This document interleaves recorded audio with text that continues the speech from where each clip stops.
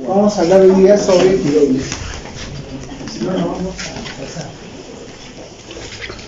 Bueno, si nosotros queremos un poquito resumir esto, cuáles son las patologías tiroideas, para hacerlo más sencillo, podemos hablar de síndromes, ¿no? Tenemos hasta 4 síndromes. El primero es el síndrome hipotiroideo, el segundo es el síndrome hipertiroideo, y la tercera lo dejaríamos al bocio, ¿no? Tenemos un bocio como una patología independiente.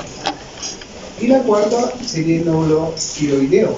Y el nódulo tiroideo, ¿cuál sería la importancia de tener o identificar un cáncer inicial? Esa es la importancia del estudio del nódulo tiroideo. ¿Cuál es eso? Ya, lógicamente en el hipotiroidismo vamos a tener un montón de variantes y varias enfermedades, pero tienen una manifestación similar, tienen una clínica similar. En el hipotiroidismo igual, y en el bocio también. Lo que quiero que ustedes recuerden es que si yo hablo de bocio, no necesariamente estoy hablando de hipotiroidismo o de hipertiroidismo, porque vamos a notar bocio con hipertiroidismo, vamos a notar bocio con hipertiroidismo, o vamos a notar bocio con un eutiroideo, o sea, con una tiroides de fisiología normal, de valores laboratoriales normales. Por lo tanto, son variables con las que ustedes tienen que jugar. Vamos a empezar con el hipertiroidismo. Como les decía, el hipertiroidismo y las enfermedades autoinmunes tienen una fuerte dependencia, una fuerte relación. Cuando hablamos de patología tiroidea, estamos hablando de enfermedades autoinmunes, o sea, donde la agresión es del sistema inmunológico, o sea, nuestro sistema inmunológico agrede a alguna célula, alguna proteína, alguna enzima en particular, y ya que ahora el ser humano vive más, estas enfermedades autoinmunes se están manifestando con mayor expresión, con mayor incidencia, dadas algunas otras variables, por ejemplo, el acceso pues a productos químicos, a productos obtenidos artificialmente.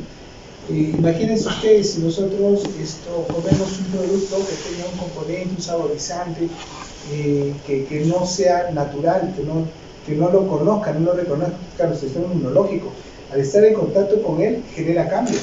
Esos cambios a veces pueden generar enfermedades, o sea, es una célula que puede tornarse en una célula agresiva y atacar a algún órgano del sistema.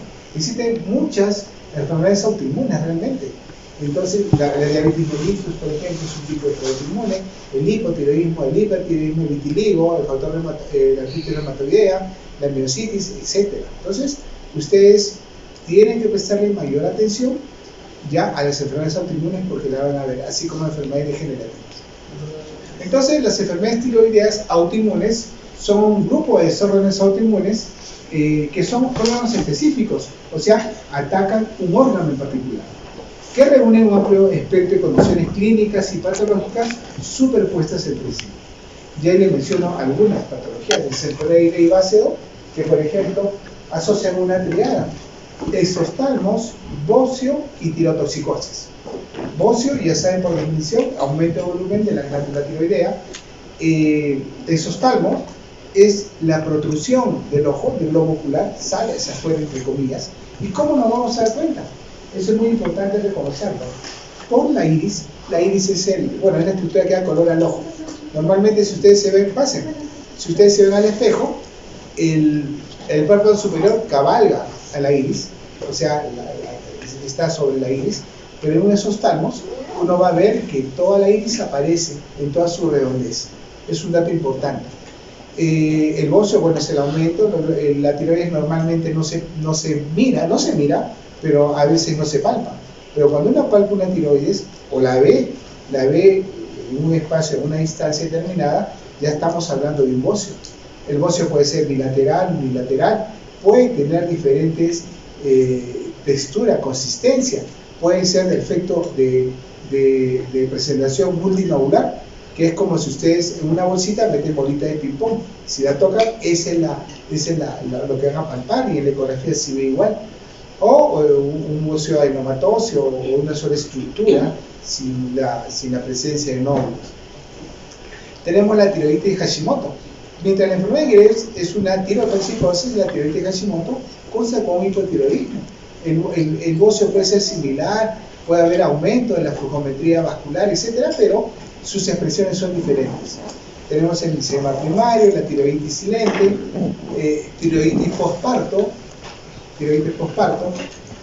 formaciones autoinmunes de hiper o hipotiroidismo neonatal, que son patologías transitorias. La oftalmopatía de Graves, que expresa solamente esa alteración. El misedema pretibial, que es otra característica que puede identificar a esa alteración de la glándula tiroides. Y todas tienen puntos comunes de estudio, como son la inmunopatogénesis, o sea, obedece a determinados cambios patológicos. Tiene una histopatología particular, hay una carga hereditaria, hay predisposición familiar, por eso se pregunta mucho en la historia clínica, ¿no? Y deben preguntar ustedes, su papá, su mamá ha tenido diabetes, ha tenido hipertensión, ha tenido, porque por ahí nos puede dar luces. Si tengo una paciente que su mamá, su hermana, tiene o ha tenido hipotiroidismo, lo más probable es que nuestro paciente también lo tenga. Entonces es muy importante por eso un interrogatorio. Transición de un cuadro clínico a otro en el mismo individuo. Entonces podemos encontrar pacientes que alternan de un hipertiroidismo a un hipotiroidismo. Entonces, en la enfermedad tiroidea la condición autoinmune está predispuesta genéticamente. Entonces, si nosotros queremos estudiar la enfermedad, si hacemos una valoración genética, vamos a encontrar alguna alteración. Son autoantígenos de la enfermedad tiroidea autoinmune. Algunos, lo más importante, miren, el receptor de la TSH. El receptor de la TSH. Entonces, podemos encontrar una patología donde el que está comprometido es la proteína que se junta en la TSH en la tiroides. Por lo tanto, podemos dosar ese anticuerpo y podemos valorar las características de este hipertiroidismo probable. La tiroglobulina es una proteína que tiene que ver con el metabolismo de una tiroidea, pero puede haber anticuerpos antitiroglobulina, o sea que capturan, destruyen a esta tiroglobulina y rompen toda la cascada de producción de la hormona tiroidea. O la peroxidasa tiroidea, que tiene que ver con la enzima peroxidasa. Son anticuerpos porque son expresiones del sistema inmunológico que atacan o destruyen esta enzima. La inutilizan, por lo tanto, va a haber un problema de producción de hormona tiroidea, y si no hay hormona tiroidea, estamos hablando de ¿qué? De un hipotiroidismo. Tenemos otros similares. Tenemos acá el anticuerpo antirreceptor de TSH, anticuerpo antitiroglobulina y anticuerpo anti-TPO. Y esta es la importancia del dosaje de anticuerpos. Nosotros, si queremos hacer un estudio más valorado, más profundo de un hipotiroidismo, dosamos anticuerpos. A veces no es necesario, porque a veces no tenemos los recursos de laboratorio, tampoco, si no tenemos no nos vamos a detener, tenemos que tratar de manejar el paciente. Pero, si lo tenemos, puede ser interesante porque nos puede servir para mejorar nuestro manejo. Por ejemplo, ¿de qué me serviría a mí dosar anticuerpos? A ver, ¿quién quiere opinar? ¿La lista está corriendo? Sí. ¿La lista? Ya. Nos sirve para varias cosas. Primero, para ver la intensidad de la agresión. Si yo encuentro altas concentraciones de anticuerpos, entonces voy a decir que esa enfermedad es agresiva. Por lo tanto, lo que podemos plantear es que podemos coberturar o hacer un manejo más intensivo, un manejo farmacológico más intensivo. Puede caracterizar una patología y se caracteriza. Hashimoto tiene un comportamiento, la antiperoxidasa está presente y en altas concentraciones. Bueno, pertenecen a la casa de inmunoglobulina G, son los marcadores clínicos de la enfermedad tiroidea de origen autoinmune. Vamos a ver, no todas, no es el objetivo confundirlos, sino aclarar los conceptos. Ya ustedes, de acuerdo a su inclinación, a su interés, pueden profundizar. Pero vamos a desarrollar algunas patologías claves. El hipertiroidismo más conocido es el hipertiroidismo llamado enfermedad de Gray-Bácero. Aunque está prohibido ahora ponerle nombres propios de la enfermedad, pero se sigue usando en la terminología. En los textos lo encuentran a veces con nombres propios. Y se estudió mucho, porque era muy común. Entonces, el conocimiento, por ejemplo, para dar un ejemplo, un paralelismo de cómo ha sido evolucionando, el conocimiento sobre la etiopatogenia ha sido de diversas etapas. Con el tiempo se han ido descubriendo y siendo más precisos algunos efectos. o descubriendo cuáles son los mecanismos bioquímicos que lo anteceden o que lo originan. Existen todavía lagunas importantes. Hasta mediados de 1950, para el hipertiroidismo se proponían varias teorías, donde se consideraba la TSH como una molécula importante en la patología. A partir de las observaciones de dos investigadores en el 56, se inicia un conocimiento más exacto. Estimulador tiroideo diferente a TSH en los sueros del paciente con Graves. ¿Qué quiere decir esto? Que cuando sacaban el suero, y esto se hacía primero en cobayos, ¿no?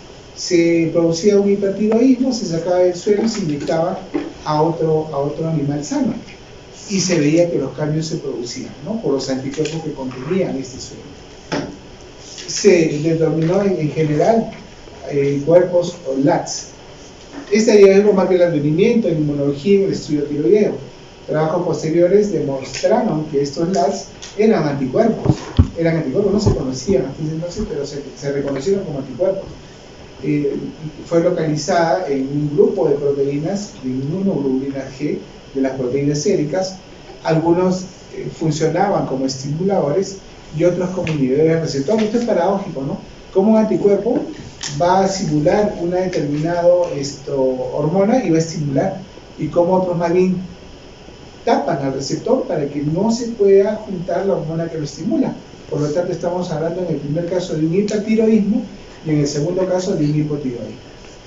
Los anticuerpos estimuladores imitan a la acción de la TSH, activando los sistemas de mensajeros secundarios a nivel del citoplasma, ¿no? El AMP ciclo y el fosfoinositol.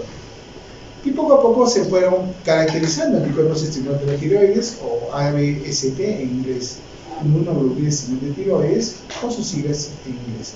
Pero el corazón de todo esto era que se fueron descubriendo algunos anticuerpos, identificándolos, determinando sus concentraciones, y estos nos servían como marcadores para definir ciertas patologías. Un poco lo que nos interesa es las formas clínicas de presentación. Como le decía hace un rato, el bocio es otra variable que entra en nuestro análisis para definir una enfermedad, y podemos caracterizar un grupo de enfermedades hipertiroideas con el tamaño y las características del crecimiento de la tiroides, en este caso del bocio. Y podemos clasificar la enfermedad de Graves como un bocio difuso tóxico. Vamos a un poquito ir explicando la terminología. El bocio es tiroides grande. Difuso quiere decir que tiene una característica similar en toda su extensión, ya que el nodular sería aspecto de nódulos o bolitas, ¿no? Que lo ven en ecografía, o también cuando lo palpan, ven como bolitas, que están como bolitas de ping-pong, están todas juntas formando ese bocio. Y tóxico, ¿por qué? Porque produce hormona. Si yo hablo de tóxico en tiroides, estoy diciendo que ese tejido produce hormona tiroidea. Tóxico quiere decir produce hormona tiroidea. El bocio multinodular tóxico es otra variante, ya la describí. El bocio nodular tóxico o adenoma tóxico, que es llamada enfermedad de Plummer en forma más completa, y que se caracteriza pues por la aparición de una porción de la glándula tiroidea que produce hormona tiroidea en mayor cantidad con respecto al demás tejido. Tenemos muchas más variantes. El hipertiroidismo asociado a tiroiditis subaguda. Ahora, acá surge otro concepto que es la tiroiditis. La tiroiditis no es otra cosa que la inflamación de la tiroides. Puede ser de diferentes etiologías. Puede ser el proceso infeccioso. Acá es poco común. Puede haber pues una bacteria que se mete a la tiroides y me produce una tiroiditis infecciosa. Puede expresarse a nivel del tiempo y la expresión que tiene a lo largo del tiempo. Una tiroiditis subaguda, una hipertiroidismo asociado a tiroiditis crónica, o sea, de larga data, un hipertiroidismo facticio. Esto merece una explicación, merece un comentario. Cuando hablamos de facticio, estoy dando mucho fármaco. ¿Hay hipertiroidismo facticio? Por supuesto. Es aquel hipotiroidismo que fue severo y llegó a consulta médica. Arrancamos con mucha dosis, una dosis alta de levotiroxina, que es la hormona tiroidea, y el señor se desaparece 2 o 3 años. Regresa con un hipertiroidismo severo, con la levotiroxina que está tomando, pero el nombre que se le da es ese que están ahí, ¿no? Viendo, facticio. Entonces, el facticio es por excesivo consumo de fármacos. Hipertiroidismo inducido por yodo, cuando ustedes transiten en las especialidades, en las patologías, en los fármacos, por ejemplo, van a ver un fármaco que se llama amiodarona. ¿La amiodarona para qué sirve? Para romper la fibrilación auricular o las taquicardias extremas. Y esta amiodarona tiene excesiva cantidad de yodo, tiene 13 o 14 átomos de yodo en su molécula. Por lo tanto, si yo le pongo mucha amiodarona a mi paciente, le estoy dando también bastante cantidad de yodo. Y por este yodo puedo producir un hipertiroidismo transitorio. Hipertiroidismo por cáncer metastásico activo de tiroides. Hay células, el cáncer pues que son células que generan y se comienzan a reproducir de forma desordenada. Pero si estas células tienen la capacidad, son tirocitos, y tienen la capacidad de producir hormona tiroidea, este tumor va a producir gran cantidad de hormona tiroidea. Hipotiroidismo por tumor estrofoblástico, no olvidemos que muchas hormonas tienen en su estructura dos partes o dos moléculas que lo conforman, denominadas alfa y beta. La alfa, por lo general, en muchas hormonas como el FSH y el LH son muy similares. Lo que lo diferencia es la porción beta, ¿no? Entonces, podemos encontrar un tejido, un tumor de un sistema lejano a la tiroides, por ejemplo, un trofoblasto, un cáncer degenerativo de la placenta que puede producir hormona tiroidea. Y tenemos un hipertiroidismo por tumores trofoblásticos. Hipertiroidismo por tumor hipoficiario, lógicamente, ¿no? Aunque es difícil, de tiroides es bien difícil con un tumor productor de tiroides en hipófisis, ¿no? Pero puede hacer caso. Un hipertiroidismo por tumor hipoficiario significa que las células que producen TSH aumentan, ¿no? Forman una tumoración, aumentan de cantidad, de volumen, y pueden inducir también el aumento por estimulación de hormona tiroidea. Hipertiroidismo por estroma ovárico. Hay situaciones especiales de hipertiroidismo, ¿no? El hipertiroidismo que se presenta en la gestación, el hipertiroidismo en la infancia, el hipertiroidismo neonatal, el hipertiroidismo en el anciano, el hipertiroidismo con manifestaciones cardiovasculares severas, que es el curso natural del hipertiroidismo, es la degeneración de tejidos, ¿no? Es el daño hepático grave, que lleva a la insuficiencia hepática, es el crecimiento del corazón, llevándonos a la cardiomegalia, pero acá pasa una situación especial. Si bien es cierto, el miocito se puede estirar como un globo, las válvulas, que son los anillos valvulares, no van a crecer. Por lo tanto, si el corazón crece en un hipertiroidismo, va a generar una insuficiencia valvular por los anillos valvulares que le estoy manifestando, y va a generar una insuficiencia cardíaca severa. Hipertiroidismo en crisis o tormenta tiroidea. La tormenta tiroidea es la expresión más grave del hipertiroidismo, es la expresión más grave, y lo van a ver cuando pasen por emergencia. Siempre se presentan tormentas tiroideas en emergencia, cuyo su fenotipo, la característica clínica del paciente son características.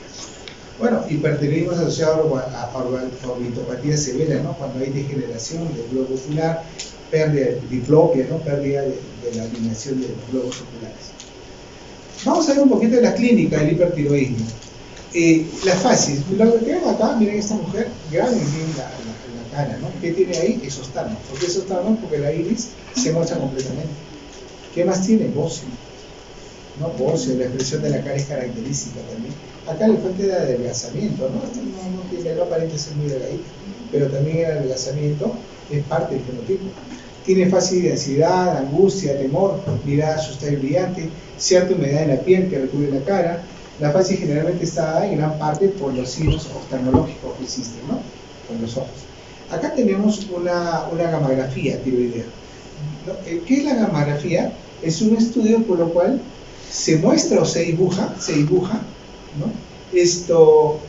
Tejido productor de hormona tiroidea. Entonces, si yo veo esta tiroides, me estoy dando cuenta que todas las glándulas, todos los lóbulos son tóxicos, o sea, producen hormona tiroidea. Podemos encontrar diferentes expresiones. En el cuello también tenemos que, siempre evalúo el cuello, no solamente por la tiroides, sino porque pueden encontrar algunos datos importantes de la patología. Entonces, cuando hagan su evaluación, siempre vean cuello. Ya saben cómo evaluar el cuello, ¿no? Por la parte posterior. Previamente hay que hablarle con el paciente, hay que decirle qué procedimientos van a hacer, hay que pedirle permiso, etc. Pero hay que palpar tiroides siempre. Miren, característico, ¿no? Acá el bocio, miren, hacia para atrás, para hacia atrás y para afuera, ¿no? Este es el lóbulo izquierdo, el lóbulo derecho, el istmo, todo está creciendo. La mirada, miren, se expresa toda la índice. Ese es un dato importante. Adelgazamiento, ¿no? Cuello delgado, miren la acentuación del tejido óseo. Acá puede ser unilateral, miren. Este tiene esostagmas, pero este no. Entonces la enfermedad se muestra de diferentes formas. Adelgazamiento, el bocio también se ve. Bocio se evidencia en la inspección y en la palpación. Se tiene que establecer el tamaño del bocio, buscar frémitos, soplos, porque si el bocio está grande y está hipertrofiado, la circulación también lo estará. Entonces uno cuando palpa palpará los flujos sanguíneos, presencia de latidos arteriales. Acá una clasificación que es importante para caracterizar con números el tamaño del bocio. Tenemos grado 1, 2 y 3. El 1 lo subdividimos en 1A y 1B. ¿Y cuáles son las características? El 1A es el bocio detectable solo por palpación y no visible, aún con el cuello completamente extendido. El 1B es el bocio palpable y visible, solo con el cuello completamente extendido. El grado 2 es el bocio visible en posición normal o neutra del cuello.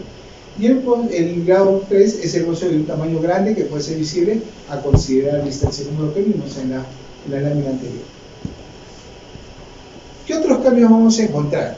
En el sistema nervioso, hiperexcitabilidad, estímulos pequeños provocan reacciones máximas, hiperquinesia, movimiento constante, un tremor en la lengua, en los dedos de la mano, verborrea, reflejos vivos, tremor digital, temblor fino y rápido en los dedos, tremor palpebral, bilingual. En algunos casos, en la edad avanzada, y eso es muy importante reconocerlo, no se va a ver ningún tipo de estos cambios, más bien se va a ver lo contrario. Se va a ver estado de depresión psíquica, apatía, letargo, y en estos casos se llama hipertiroidismo apático,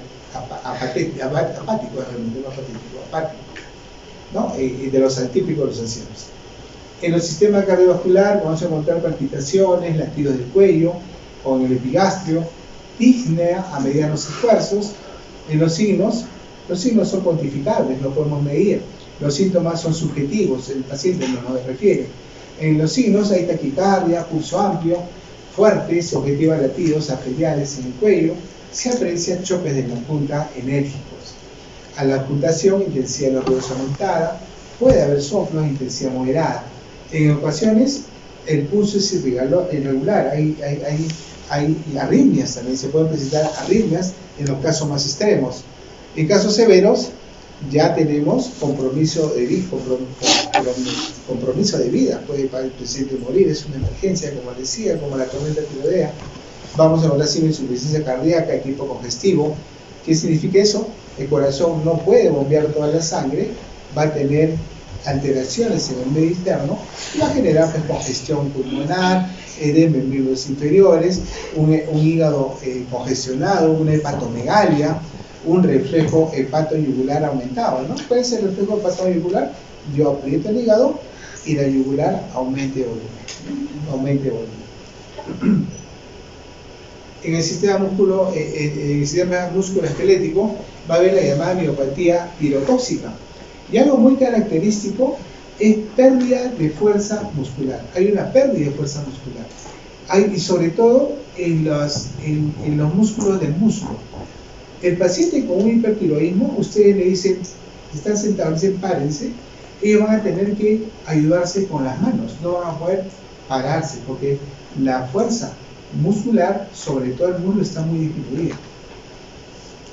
Puede haber paraplegias, parálisis por caída súbita de potasio. En el sistema digestivo va a haber pérdida de peso por hipourexia, por aumento del metabolismo, por aumento de la pérdida de calorías, el aseo va a estar aumentada, va a haber hiperdefecación, ocasionalmente en casos severos va a haber náuseas, vómitos, dolor abdominal, ictericia hepatomegalia. Entonces lo que tenemos que hacer nosotros es integrar los signos y síntomas que veamos. ya que aislados no hacemos nada. Náuseas y vómitos por sí solos pueden ser causados por miles de enfermedades.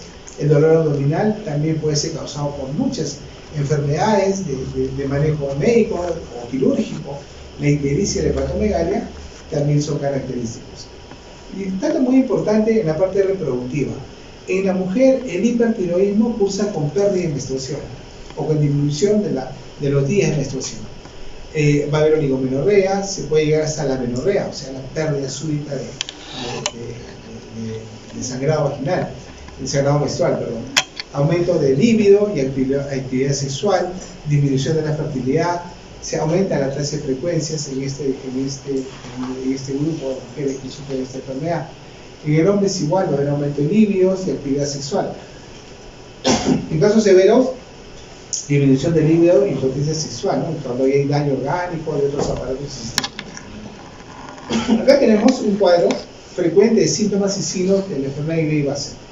En los síntomas va a haber una alteración del sistema nervioso central, va a haber pérdida de peso, intolerancia al calor, transpiración, palpitaciones, ¿no? Placidad aumentada, miopatía. El humor digital, que ya lo hemos dicho, esta tabla es importante que la puedan leer, aprendérsela para que puedan reconocer algunos lo más característico. Hiperexia, aumento del apetito, aumento de las ganas de comer, ingerir alimentos. En los signos puede haber ocio, taquicardia, temblor digital, va a haber una hipertermia natural, transpiración, manos sudorosas y calientes, miopatía, signos oculares, dermografismo y eritema faríngeo. Acá en este cuadrito nos permite ver que no todos los síntomas y signos van a aparecer.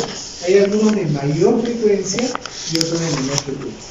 Entre los de mayor frecuencia van a estar y eso se estudia en una población, no es arbitrario, sino se hizo en encuestas o en obtención de información de pacientes.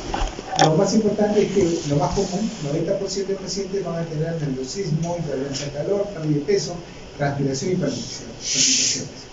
Lo más común de signos va a haber taquicardia, bocio, tremor digital, transpiración, aumento de temperatura de piel, manos sudorosas y calientes. Entonces, de mayor a menor, tenemos algunos síntomas y signos que van a aparecer con mayor frecuencia. Cuando establecemos o estudiamos un hipertiroidismo, tenemos necesariamente que tener datos objetivos: el peso, la frecuencia cardíaca, la valoración del bocio, el tamaño, la forma, las características, alteración del sistema nervioso central, la pérdida de fuerza muscular. Acá hay una clasificación que se las presento, no es la única. Hay algunas escalas, la de Burr-Bartowski, por ejemplo, que se aplica en emergencia. Es como una tabla donde vemos los principales daños que se pueden producir y cuáles son los valores, y estos valores los podemos clasificar en tablas para poder establecer la gravedad de la tormenta tiroidea. Vamos con el diagnóstico. Ya hemos visto el cuadro clínico. Ahora vamos a ver los exámenes más importantes, ¿no? Los exámenes auxiliares. Unos que son específicos para la función tiroidea y otros que son los generales. Siempre vamos a partir de bioquímicos, ¿no? De los exámenes bioquímicos siempre hay que pedir. Pero en particular, cuando hablamos de pacientes hipertiroideos en estudio, tenemos que pedirle mínimo un perfil tiroideo. Y el perfil tiroideo consta pues del TSH, del T3 libre, del T4 libre. Y acá hay que hacer un comentario. Acá podemos pedir varios valores: el T4 total y el T4 libre, el T3 total y el T3 libre, la TSH, y si queremos ser más exquisitos, pedimos anticuerpos: anti-TPO, antireceptor, antiperoxidasa, etc. Claro. Pero de todos ellos hay que valorar cuáles nos van a ser más útiles o van a reflejar el estado del paciente. Y entre ellos tenemos que respetar la T4 libre y la TSH. Por lo general siempre se pide TSH y T4 libre. Se puede pedir la T3 libre, lógicamente. Se puede pedir la T4 total, la T3 total. Pero acá tenemos que contratar economía con lo que realmente necesitamos real para identificar la enfermedad. Entonces no podemos pedir por pedir, sino pedir con criterio racional y con criterio también clínico. Y eso entonces constituimos como, podemos afirmar que la T4 libre y la TSH son los exámenes más importantes, sin desmerecer al T3 libre, que lo podemos pedir cuando estamos hablando de un paciente en particular, especial, o simplemente porque queremos pues hacer un examen más profundo, más concienzudo. Los anticuerpos, no todos los hospitales lo tienen, acá no lo tenemos, por ejemplo, estamos tan mal que tenemos que mandar a Lima, incluso las clínicas mandan a Lima, realmente la salud está muy deteriorada en el país. Tenemos pruebas dinámicas más complejas, como el radioiodo 131, que se usa como método no de diagnóstico, sino también de tratamiento.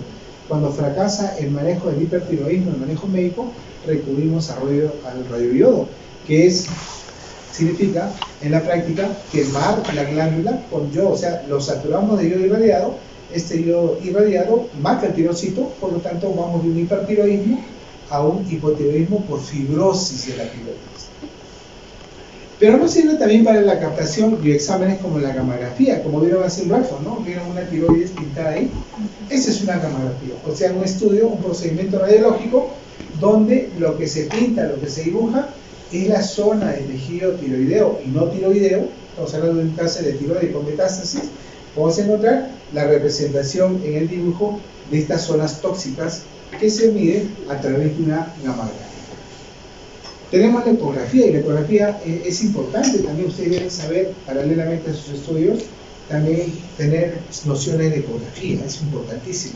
La ecografía nos define la anatomía y también un poco de la dinámica. Vemos la flujometría vascular de la tiroides, vemos si está con mucha irrigación o con poca irrigación, vemos el tamaño, vemos la formación de nódulos. No solamente vemos la tiroides, vemos la vecindad también, vemos las adenopatías, ¿no? Los ganglios que están en las cadenas cervicales laterales, que son las que tributan a la tiroides.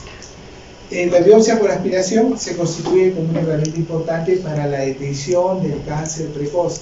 El estudio del nódulo nos interesa porque por ahí de 10 biopsias o de 10 nódulos, uno puede ser canceroso, uno puede ser un cáncer, un carcinoma, y sacarlo in situ indudablemente va a ser de mucho beneficio al paciente.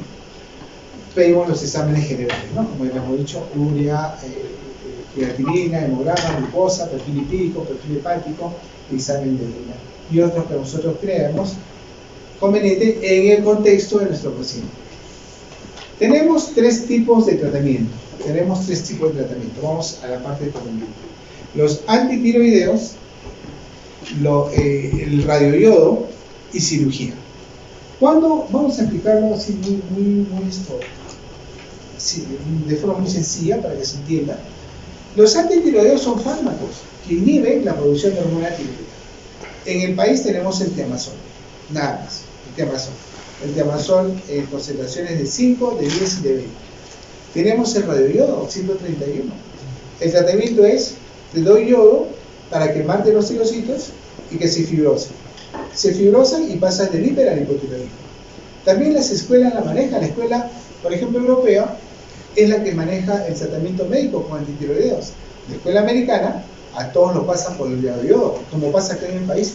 En el país, por ejemplo, el MINSA usa los antitiroideos, usamos los antitiroideos, pero E-Salud lo manda de yodo a todos van por yodo radioactivo. Todo hipertiroidismo en E-Salud van al tratamiento con radioiodo, todos, al 100%. Y la cirugía. La cirugía, ¿cuándo se usa la cirugía? Por lógica sencilla, cuando tienes un tremendo óseo, aunque no sea maligno, pero que comprime las estructuras propias del cuello. No se olviden que el cuello pasa la carótida, la yugular, la tráquea, el esófago. El esófago es un conducto que es total, no tiene ninguna resistencia, ninguna forma. Si un óseo la comprime, va a tener problemas de cerebrofagia. Si desvía la tráquea, el paciente cuando se echa no va a poder respirar, en la noche no va a poder respirar. Entonces, ante una tiroides muy grande, el tratamiento ideal sería la cirugía. También pueden considerarse algunos otros factores, ¿no? Gravedad del trastorno, experiencia de la escuela, el médico tratante, edad, costo, tendencia natural a la remisión y preferencia del paciente. Este es un dato muy importante. Ustedes, cuando hagan un procedimiento, pidan la autorización al paciente. cuando vayan, expliquen el tratamiento que están haciendo, qué es lo que van a hacer, cuáles son los riesgos, cuáles son los beneficios. No se manden pues como alguna vez escuché, nunca, en medicina nunca afirmen ni nieguen nada. Nunca digan, ese tratamiento lo va a curar. Nunca hagan eso porque se están poniendo la soga al cuello. Nunca digan sí o no, siempre dejen una ventana, una probabilidad, porque en medicina no hay blanco y negro, hay matices. Cualquiera que sea la decisión, hay que tener un seguimiento permanente del paciente. El paciente no hay que perderlo, hay que seguirlo. Eso no solamente le conviene al paciente, nos conviene a nosotros. ¿Cómo conocemos una enfermedad si no sabemos el curso del tratamiento, cómo va, qué éxito hemos tenido, qué fracaso hemos tenido? Y también, factor más importante, la gravedad del trastorno. Yo, por ejemplo, ¿qué pasa? Por ejemplo, vamos a hacer un ejemplo práctico. Yo empiezo mi tratamiento con tiamazol. ¿Qué problema tiene el tiamazol? ¿Produce dermatitis o rash alérgico? ¿O produce daño articular o dolor articular? También puede producir leucopenia, alteración de los leucocitos. Si yo tengo un paciente que lo llevo a dosis, por decirte, extremas, 80, 100 miligramos, por darle un ejemplo, y este paciente me hace un rash, me hace dolor articular severo, no puedo seguir con el tratamiento, ya no puedo. O si produce una dermatitis severa, no puedo seguir con el tratamiento, porque si no le voy a causar más daño que beneficio. Fracaso del tratamiento médico, lo paso a radioiodo, ¿no? Y es obligado pasarlo, ya no podemos insistir. Entonces, el riesgo de tratamiento, estamos hablando acá de radioiodo, ¿no? Es un método simple, bajo costo, es una sola dosis, produce los efectos ablativos de la cirugía porque la glándula se fibrosa, puede ser tratado de forma ambulatoria, la tasa de recurrencia es pequeña, no riesgo de otros tipos de tratamiento. ¿Cuáles son las ventajas del yodo radioactivo? Hipotiroidismo permanente, ¿no? Es un paciente que igualito no se va a salvar de tomar medicamentos, pero es más fácil manejar un hipotiroidismo que un hipertiroidismo. Es independiente de la dosis administrada, se presenta las ventajas en todos los pacientes tratados si la vigilancia se extiende por tiempo indefinido. Se supone que uno trata al paciente para llevar a una estabilidad, un equilibrio, no para que sea participante permanente de un servicio de salud. ¿Cuáles son las indicaciones del yodo? Doses gigantescos, grado 2 o 3, ya hemos visto la clasificación. Fracaso de antitiroideos, intolerancia a los antitiroideos, contraindicación quirúrgica. Un anciano no lo vamos a operar, pues, ¿no? Un intervento óseo. Ya no, hay pacientes que por sus características son inoperables. Recidiva de tratamiento quirúrgico. ¿Cuáles son las contradicciones? Como todo fármaco irradiado, porque produce radiación, el embarazo, la posibilidad de una neoplasia maligna de los antecedentes del paciente, o si tiene exospasmos infiltrativos severos, o sea, cuando tiene un exospasmo gigantesco, ¿no? Con radiación puede aumentar esos exospasmos, y en niños. El seguimiento va por una evaluación clínica y también con un monitoreo de las pruebas de la función tiroidea que hemos visto. ¿Cuáles son?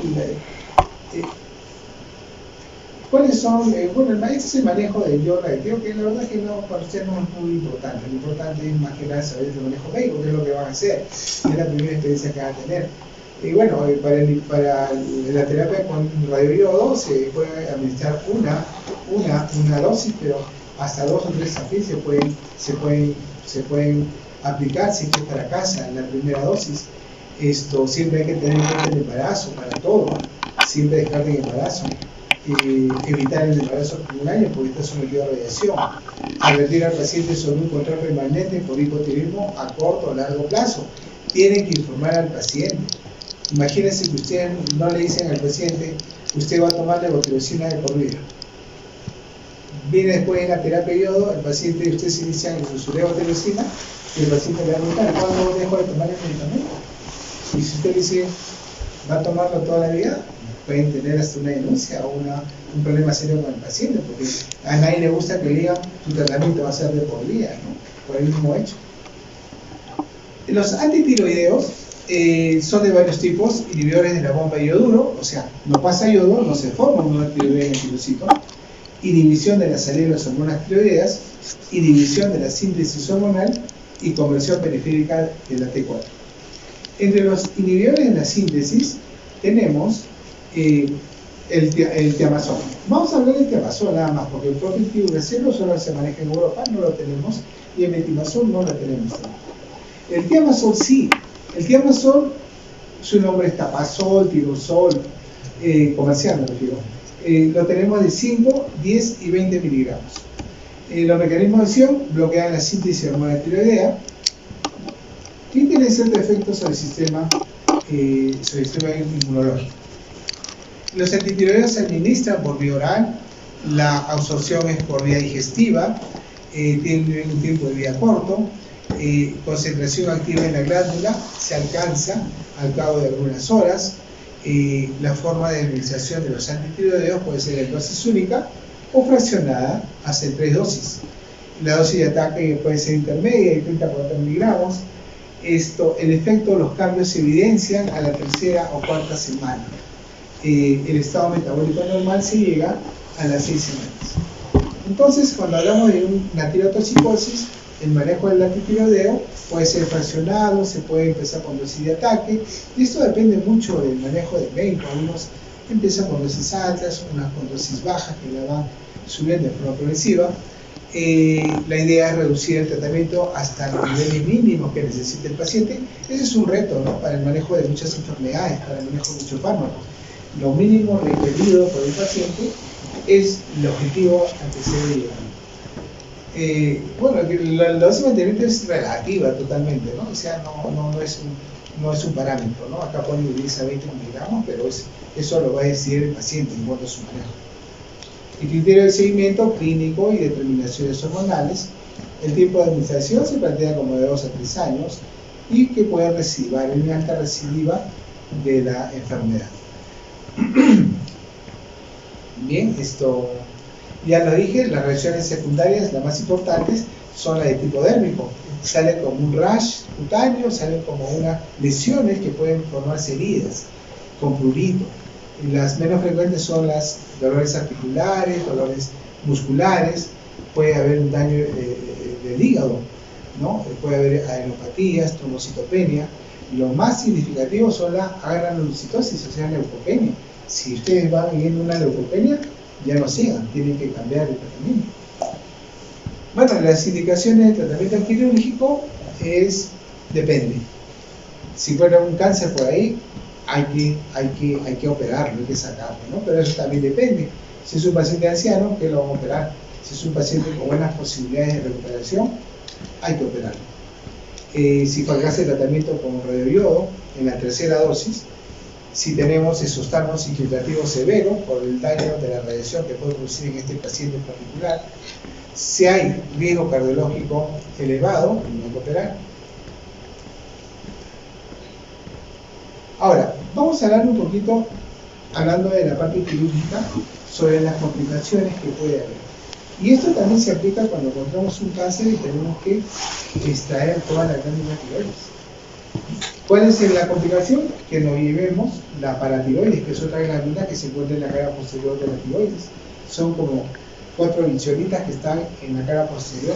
A veces cuando se saca toda la tiroides, se reseca este tejido paratiroideo porque es diferente. Esto lo pueden visualizar, tiene diferentes características visuales, tiene otro color. Se saca y se pone al costadito, ¿no?, alrededor de la cabeza. Se siembra ahí y de ahí puede vivir y producir paratormona. A veces se necrosa el tejido, simplemente se muere, por lo tanto no va a producir paratormona. Y si no produce paratormona, ¿qué va a haber? Va a haber hipocalcemia severa. Y hay pacientes con hipocalcemia posoperados por tiroidectomía que tienen que estar tomando calcio constantemente porque las contracciones, el sufrimiento es terrible, a veces por contracciones sostenidas de los músculos. En una tiroidectomía puede haber, como las cuerdas vocales están muy cerca, puede haber compromiso de cuerdas vocales, el paciente se puede quedar ronco permanentemente o puede perder la voz en casos extremos. Por eso estas cositas hay que explicarle al paciente de someterlo a una intervención quirúrgica, sobre todo a los cirujanos, digo eso. psicólogos tienen muchos problemas legales, ¿no? Justamente a veces por no hacer mal un papel o por no informar al paciente o por tratar mal al paciente. Nunca traten mal a un paciente, aunque lo insulten, nunca lo traten mal. Las denuncias no son por mala práctica, las denuncias son porque me trató mal. Y cuando lo denuncias, ven historia clínica, ven versiones de testigos y comienzan a salir los problemas. Las complicaciones, las crisis tirotóxicas, ¿no? O sea, cuando yo manipulo por ejemplo, estoy sacando una tiroides, es tóxica, o sea, produce hormona tiroidea. Yo la manipulo con una mala maniobra, puedo liberar hormona tiroidea en torrente sanguíneo y puedo producir una tormenta tiroidea o un hipertiroidismo severo. Recuerden el hipertiroidismo cuando crean rezagos de tejido, la crisis tirotóxica que acabo de ver, y el hipotiroidismo, ¿no? Porque si saco la tiroides, el paciente puede ir al hipotiroidismo, porque no produce hormona tiroidea. Siempre que traten un hipertiroidismo, no se queden los fármacos. A veces nosotros pensamos que todo es fármacos, y eso es una de las grandes mentiras. Siempre estamos viendo fármacos, porque realmente quien mueve la medicina ahorita son los laboratorios, eso hay que reconocer, porque investigan, ¿no? Investigan bastante, ellos dicen que el medicamento es bueno, malo, ellos invitan a las conferencias, que te dan su sanguchito cuando hacen alguna exposición de un producto nuevo, ¿no? Entonces, no debe quedar eso. Los fármacos son parte del tratamiento. Y eso se dan cuenta ahora. Vayan a la farmacia, a cualquier farmacia, y en un stand van a encontrar cloruro de magnesio, colágeno, vitamina D. ¿Sí o no? Van a encontrar productos de belleza. Ahora ya los dermatólogos no necesitan ir a ellos. Si quieres un exfoliante, vas a la farmacia, ves en su vitrina donde están los productos dermatológicos y la que te vende te dice, toma esto para la mancha, toma esto para el otro lado. Entonces, no es la única, los fármacos no son la única forma de tratar al paciente. Tenemos que ver otras factores para el tratamiento, ¿no? Una es la alimentación. La alimentación es puntual, es importante para el manejo de enfermedades. La alimentación. Los reposos son importantísimos, o a su vez los ejercicios también. En el diabético es importante el ejercicio. En el diabético. Yo le comento un caso, había un paciente que ya estaba con el riñón, un diabético, que ya estaba con el riñón malogrado, estaba ya en estadio 4, pero o sea, ya iba a entrar a diálisis. Pero estaba bien, controlaba su glucosa, su presión, tenía una dieta, pero así, al pie de la letra. Y se lo pone en la jauja a celebrar con sus hermanos. El fallecimiento de su mamá se cumplió un año, el fallecimiento, ¿no? No sé si es aniversario, no sé cómo se cumplió un año de fallecer su mamá y se lo ocurrió con todos los hermanos. Fueron a la casa y el cementerio está como 4 kilómetros. Se fue al cementerio caminando. Al otro día ingresó por emergencia. Le amputaron un pie. Entonces, hacer ejercicios exagerados puede hacer daño. Por eso los ejercicios tienen que ser personalizados. Los ejercicios personalizados, la dieta tiene que ser una dieta adecuada para el paciente. Una dieta inadecuada lo manda al paciente a emergencia, por ejemplo. Muchos de los pacientes que van a emergencia son porque el día previo que está comiendo bastante, ¿no? Las operaciones, las colecistitis agudas, el día anterior están festejando, tomando licor, comiendo grasa. Entonces, esas cosas influyen, ¿no? El aspecto psicológico también influye bastante. Si hay una depresión, hay que manejar la depresión, hay que tratar la depresión. Y los otros cotratamientos, los otros fármacos que el paciente toma, ¿no? Un paciente puede tomar psicotrópicos si está con su tirotoxicosis, ¿no? Ya las enfermedades son así, hay que tener en cuenta todo eso. No se queden en los fármacos. Bien, aquí nos quedamos. Bien, yo creo que nos va a faltar tiempo. Hacemos virtual el hipotiroidismo, ¿le parece?